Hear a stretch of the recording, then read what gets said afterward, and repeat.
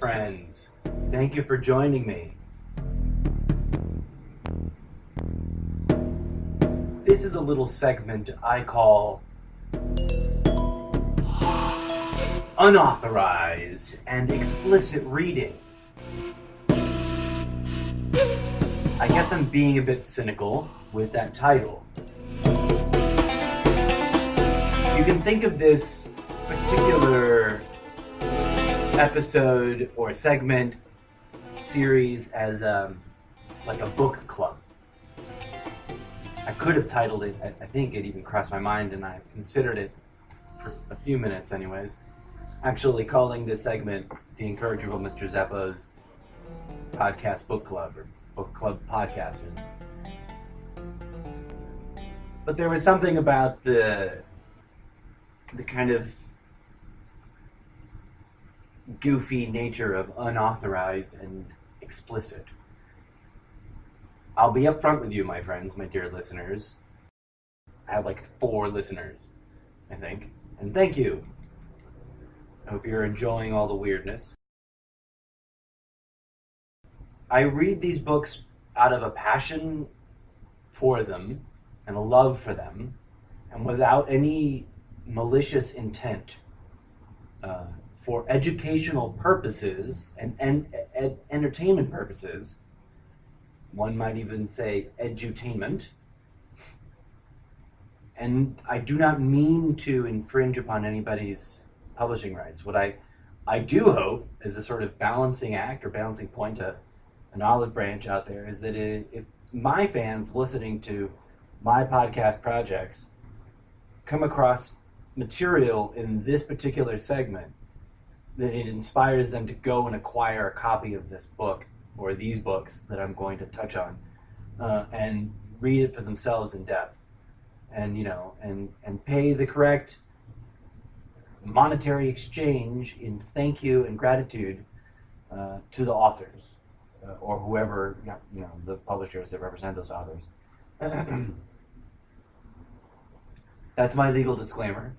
I will respectfully end this segment if I, at some point in the future, God forbid, knock on wood, I'm not trying to invoke it, get a cease and desist order.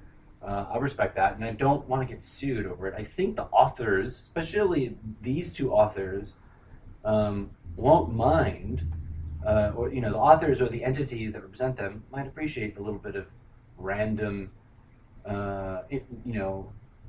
boost of interest in these 2 particular titles, because they're beautiful books, really worth reading.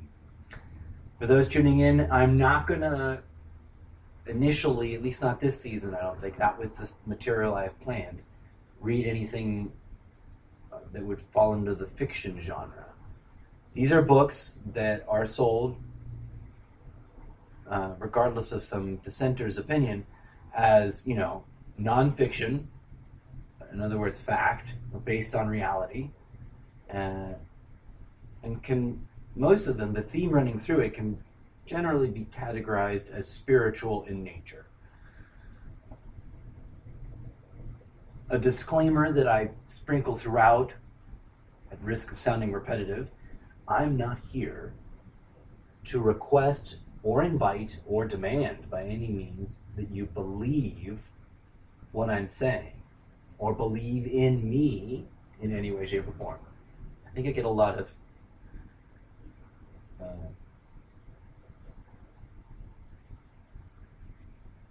sort of overthinking the issue, but I want to make it clear that I'm just encouraging you to take into consideration some things I've come across, and sharing with you some intellectual conclusions I've achieved based on some of these materials and life experiences. And thus this segment is specifically and materially about several books that not only do I feel fortunate for having discovered and read during my reading life, but that I've gone back to more than once, because I feel that they, by design or by accident, contain some deep, powerful, and interesting insights into ourselves as individuals, into our society, at large, into our species, perhaps. And for anyone following along, either here or on my social media, trying to stitch together what my meta-thesis is, everyone sort of consciously or unconsciously is editing and revising their meta-thesis on what the bloody hell is going on. What is life? And how do we deal with it, right? So it is no coincidence that this segment, the theme is, here's some things that I've come across that are not, me saying this is so, but other scholarly, interesting, smart, some might rebuttal with biased, but who knows? You be the judge when you get around to listening to their words and my thoughts on them. Not because I'm special or because I'm in any way, shape, or form claiming to be enlightened, but because I spent a lot of personal time thinking about these words during many times, different times in my life, under different contexts, under different situations, informing me. And I keep coming back to them and keep feeling very strongly that there's something worth discussing in these books. No one is paying me to read these books at you. I'm not authorized by the publishers that I'm doing it anyways, with a humble attitude of, what's that old saying? It's better to apologize later than ask for permission in front. Because as any art form goes, if you ask for permission too innocently up front, people are just going to say no to you. And they're not going to know, because they're not going to know, and they're not going to want to know what your artistic vision is. And hopefully, since this is we haven't, upturned this system yet, it's still a free markety, like, if it makes you money, whatever, kind of economy. My hope is that you, dear listeners, now or in the future, will get inspired to go buy some version of this book, or these books, and make my radical sort of unauthorized reading of them at you in small chunks. I'm not going to give away the whole book. And I'm not charging any money for this recording, for this podcast. This podcast is free. My podcast will always be free. If you like and love what I do and want to support it and want to help me make, build some capital so I can invest and reinvest and, reach a broader audience, etc., patreon.com, Mr. Zeppo. There, it's a shameless plug. That's how I try to make my money, because every, entertainer / podcaster / crazy hippie new age woo-woo nut job's got to make a little bit of side money on the side hustle. And that's what this is, a little side hustle. But I'm doing it with respect, and I'm not capitalizing directly on the fact that I'm reading these books. I'm not charging anyone for reading these books. I'm asking people to give donations if they appreciate that I am reading these books, taking the weird potential sort of intellectual property risk of being asked to stop at most. Maybe I own, at this point, if anybody sues me for doing this, I got nothing. So go ahead. I'll just walk into court and say, that was awesome. I was trying to make art, free speech. I, told people to buy the book, etc. I got no money. Thanks for suing me. Go away. I'll stop doing it. But I love these books, and that's absolutely at the core of it, folks. Really, really important. And now, without further ado, I will introduce the first two in the series of many books that I would like to humbly, and hopefully with some eloquence and easy listening reading voice, read at you. The first two come as a pair because they kind of just work together. They did in my personal life, in my real life, when I first came across them, and they do to this day. And there are passages in these books which I return to over the years, over time, in my own way, intuitively, to sort of meditate on, and that I really just think they deserve to be out there in the common consciousness. And some of these I have long planned and have yet to execute to make memes out of, but I'm doing this podcast as a way to sort of start that. So you'll be seeing some memes based out of all of these books that I read for this particular series floating around at some point in the future. If you like them, I hope you share them. So the books are, or the authors are, Karen Armstrong and Alan Watts. And the titles of the books are Alan Watts' The Way of Zen and Karen Armstrong's The History of God.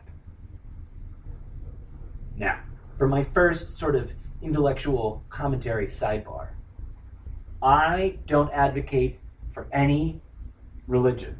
I respect all people of faith, of all faiths. That's what America's supposed to stand for. I humbly suggest to you, my dear fellow Americans and or Trumptopians, we're all of us a little bit of both. More on that in Good Morning Trumptopia. So I'm not here to say, believe in this. And neither are these authors, in my best understanding. They're here to share with you what they have come to discover in their own deep researching. Some of you guys, if you're fans of from social media, because you're attracted to all things spiritual / enlightenment / Zen / Buddhism, you're probably familiar with Alan Watts. If you're a YouTube enthusiast in general, you might have come across Alan Watts recordings. He's a man of a fascinating mind and consciousness, and has a lot of things to say that have been preserved, about his era and his time that might resonate with you now. So go check out his stuff. I don't take any responsibility for how it's out there on YouTube. I'm sure that he himself didn't post it to YouTube because it didn't exist at the time that he said it.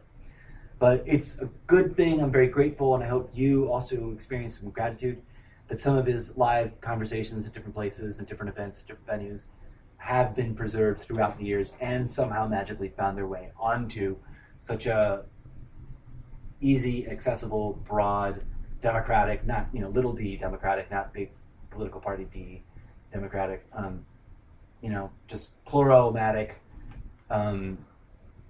humanist platform like YouTube, where you can kind of see a little bit about everything on. So, go find that rabbit hole whenever you want. Some of you guys may or may not be familiar with The History of God by Karen Armstrong, but I want to let you know now, starting from the place I was speaking to earlier, that I'm not here to endorse any one particular ideological construct over another. I'm here to show you, because everyone's always asking for evidence, proof, and sources, right? Like, where did you get this? How did you come to this conclusion?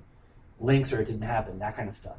And people are out there trolling each other, don't really care about what you read or what you saw. But the intent, the sort of karmic intent, the spiritual intent, the honest, human, genuine, sort of ego-free intent, is to share with you some of the highlights. I've read lots of books. I was a book addict in my youth, back before everyone had TV screens the size of your checkbook. And for those of you who remember checkbooks, TV screens the size of your day runner. For those who remember day runners, but thinner, because that's iPads and cell phones and whatnot. We used to get nerded out about other things, and obviously book love culture is not dead yet, and there's lots of book lovers out there, and there's lots of book lovers who just happen to grow up with or quickly transition to, as early adopters, a lot of the electronic media, and huzzah for that. So starting from a secular place of not trying to identify one superior ideological construct about the universe and everyone in it, and what or whether or not there is a thing to be called God or labeled God, I present to you humbly, out of all the books I've ever read on the subject of God, of religion, of spirituality, and I've read lots. These aren't the only two I've ever read. They weren't even the first two I ever read. Out of all of them, I humbly suggest to you, after much deliberate thought, over 25 years worth of different, sitting around, this is what I sit around and speculate about in my mind in a very earnest, what is going on question.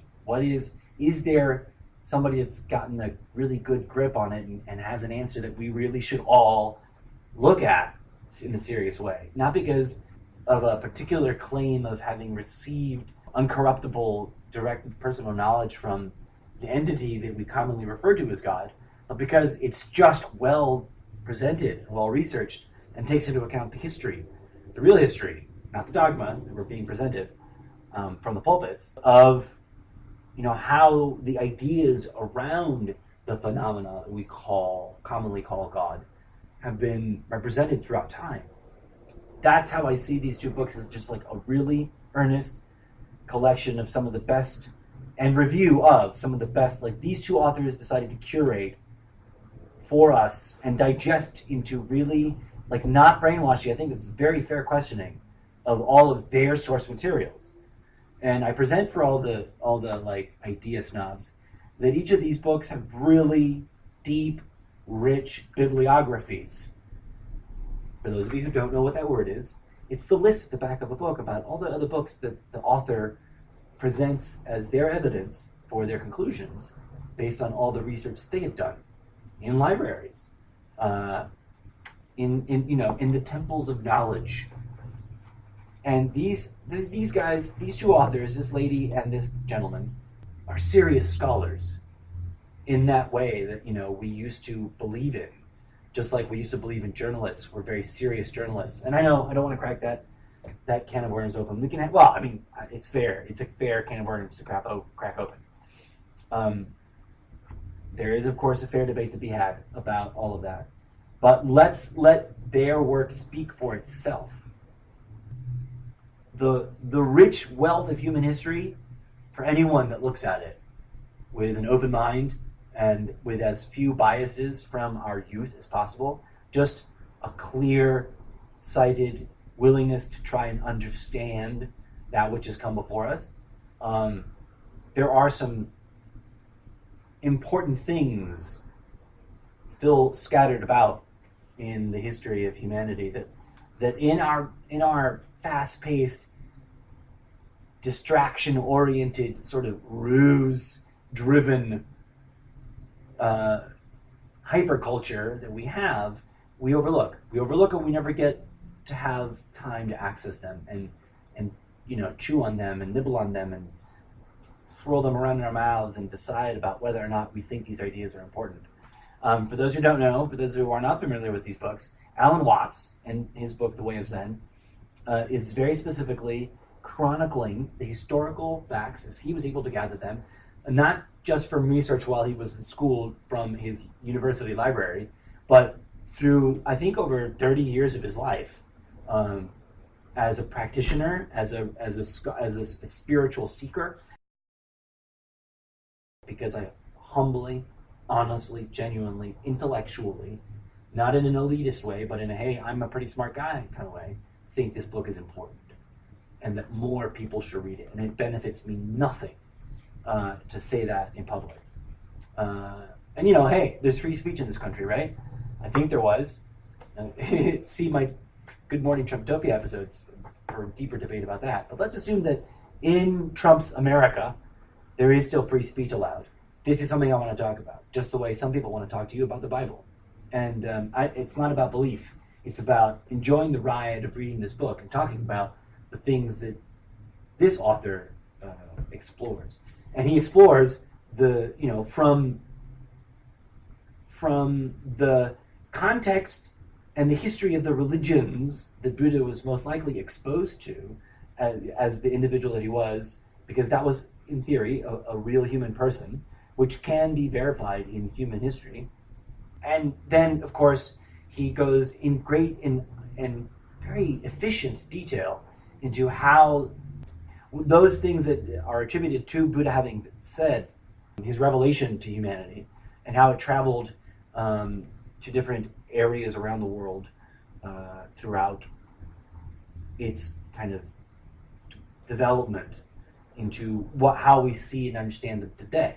And he's done this very impartially and very astutely and with deep personal understanding, because to the best of my recollection from this and other sources of Alan Watts discussing this, he was someone who's been able to go there to those countries that have rich traditions and do the research there amongst their people, in their institutions, in their temples and in their libraries, get a really deep personal understanding of what because let's remember, all things Zen/Buddhist, categorically, we've sort of fallen into the habit of calling them a religion, but they are more accurately, they really should be more accurately understood as being practices.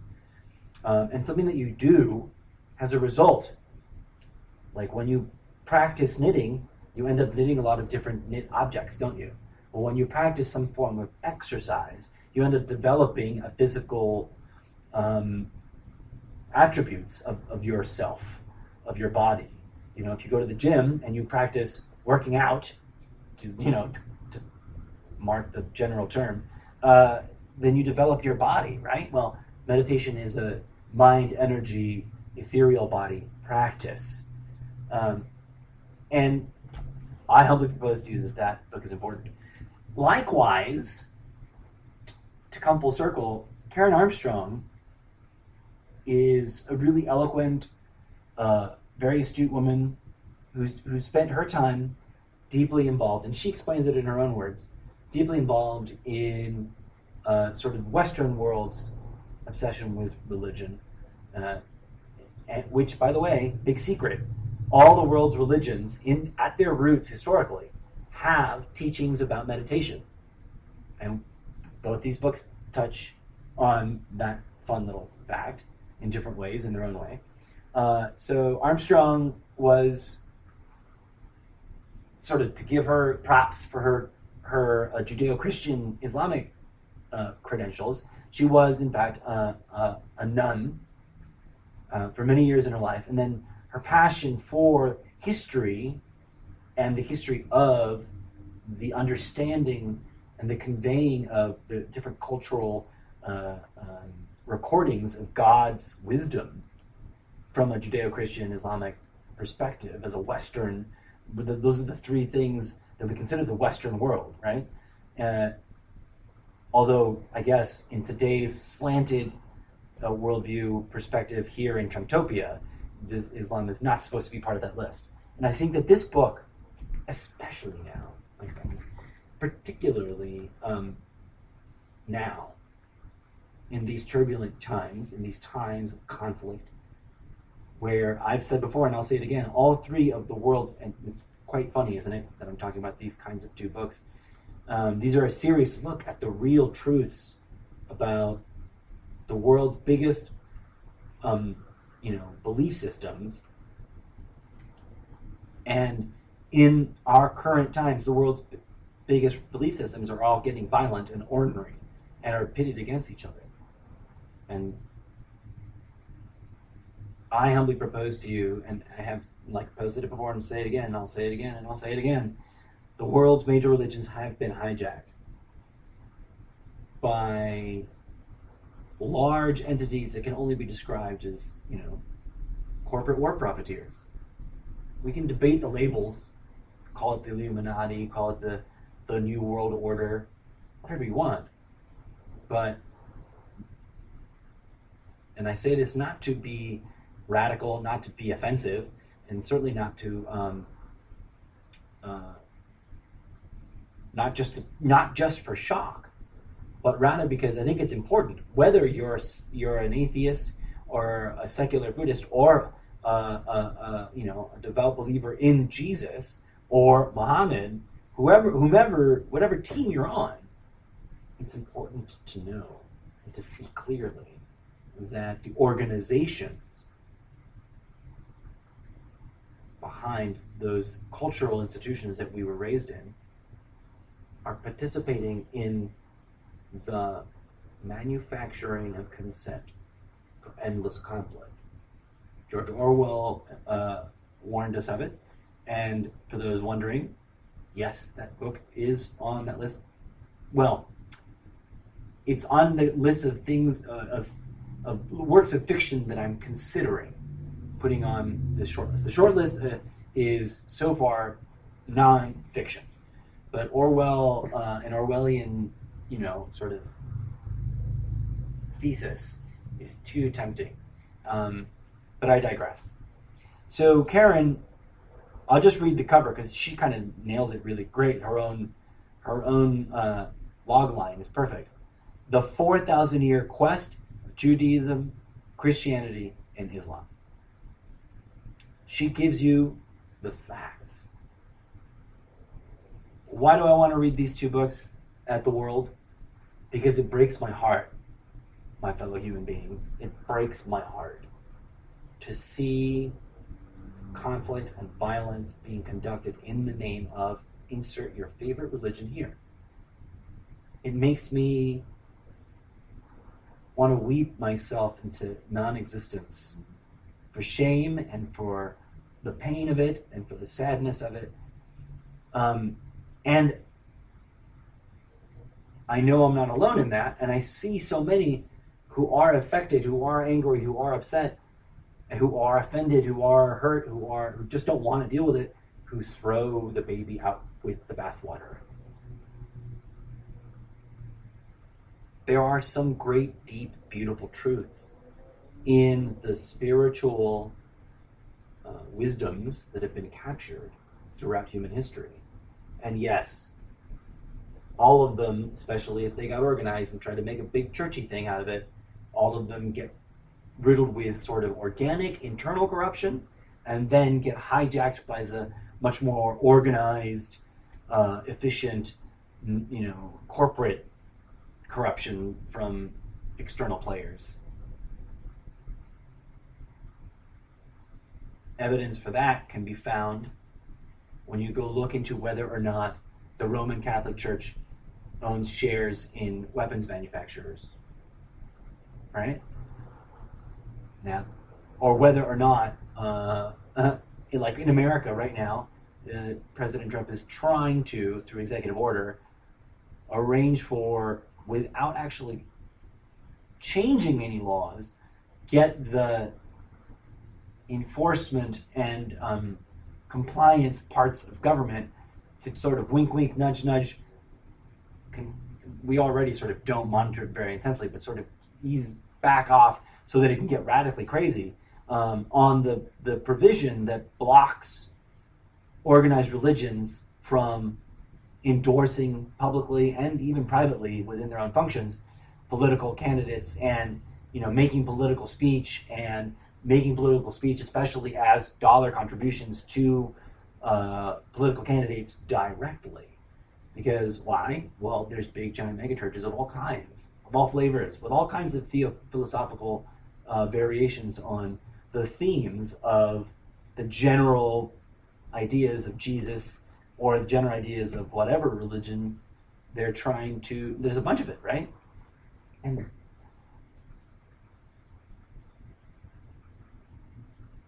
for those who don't care, this might sound silly, but for those who care, there is a way, I think it is important to know, to be reassured by, there is a way to uncover the truth from all the corrupt bullshit that surrounds it.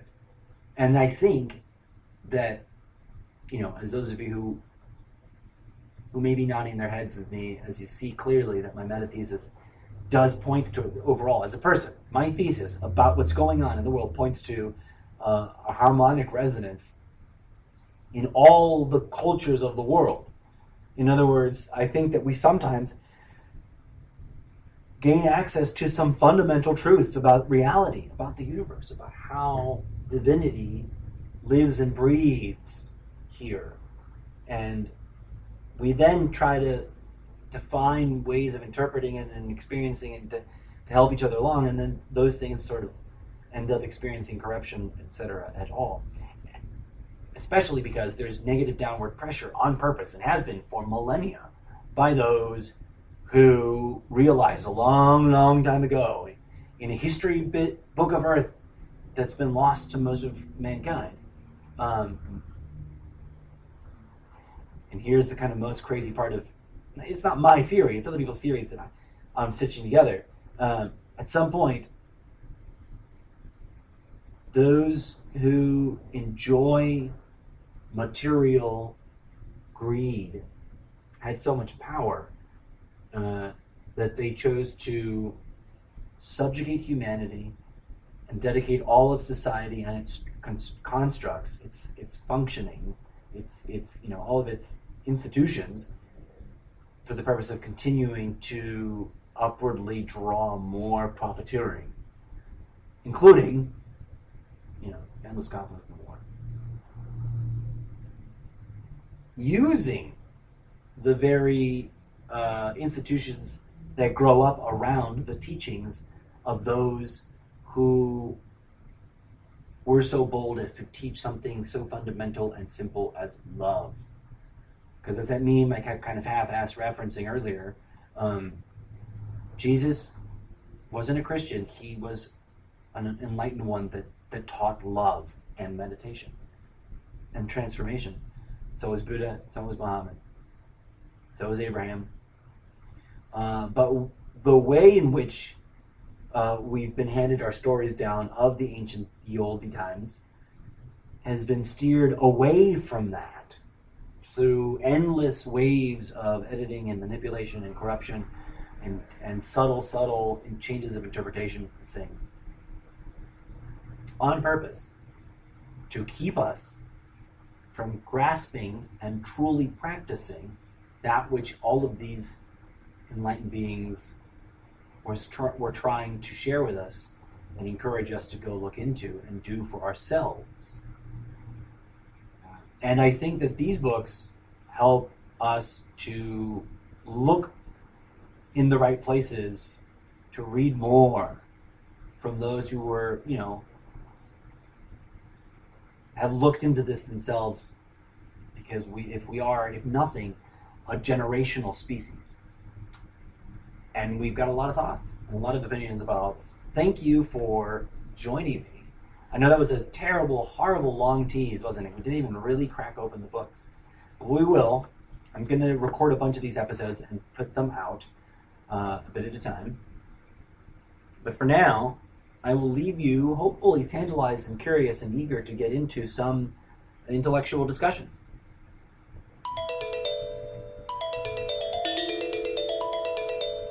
Stay tuned. I hope you join me soon for what should be several episodes of digging deep into both of these books.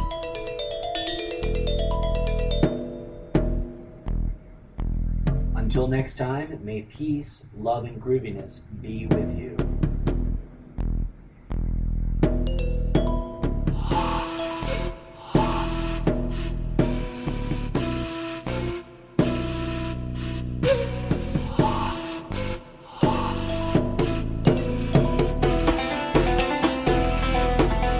Oh yeah, if you like what I'm doing, share it.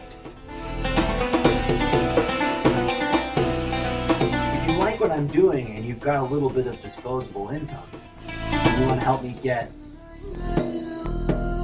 a better computer or run a more sophisticated ad campaign on multiple social media platforms to reach a broader audience,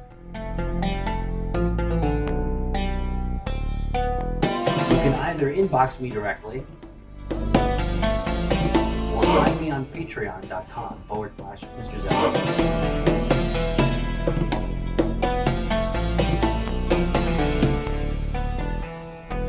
Thanks for listening.